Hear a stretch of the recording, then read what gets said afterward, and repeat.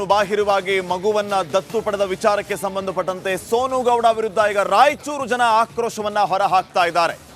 ಮಗುವನ್ನ ಶಾಲೆಗೆ ಕಳಿಸಿದ್ದು ನಾವು, ಸಿಟಿ ಕಳಿಸಿದ್ದ ಉದ್ದೇಶ ಅದಾಗಿತ್ತು.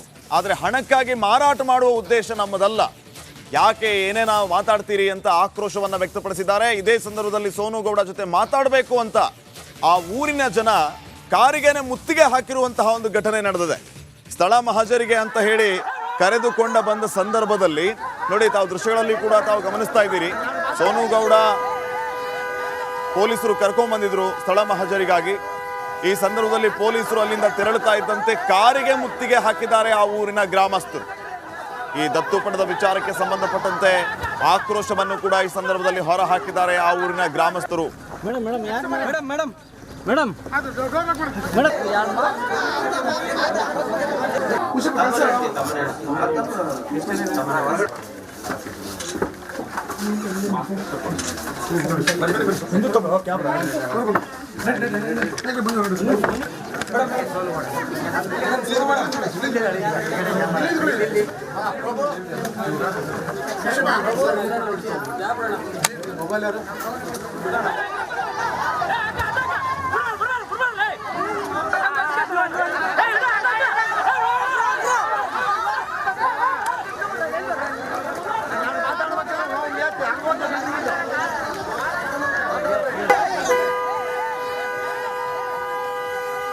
ನೋಡಿ, ತಾವು ದೃಶ್ಯಗಳಲ್ಲಿ ಗಮನಿಸ್ತಾ ಇದ್ದೀರಿ ಯಾವ ರೀತಿ ಮಹಜರು ಮುಗಿಸಿ ತೆರಳುತ್ತಿದ್ದಂತೆ ಗ್ರಾಮಸ್ಥರು ಸೋನು ಗೌಡ ಕಾರ್ಗೆ ಮುತ್ತಿಗೆ ಹಾಕಿದ್ದಾರೆ.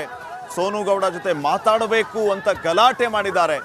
ಆ ಸಂದರ್ಭದಲ್ಲಿ ಅಲ್ಲಿನ ಪರಿಸ್ಥಿತಿಯನ್ನ ಕಂಟ್ರೋಲ್ಗೆ ತರೋದಕ್ಕೂ ಕೂಡ ಯಾವ ರೀತಿ ಕಷ್ಟ ಆಗ್ತಾ ಇದೆ ತಾವು ದೃಶ್ಯಗಳಲ್ಲಿ ಗಮನಿಸ್ತಾ ಇದ್ದೀರಿ.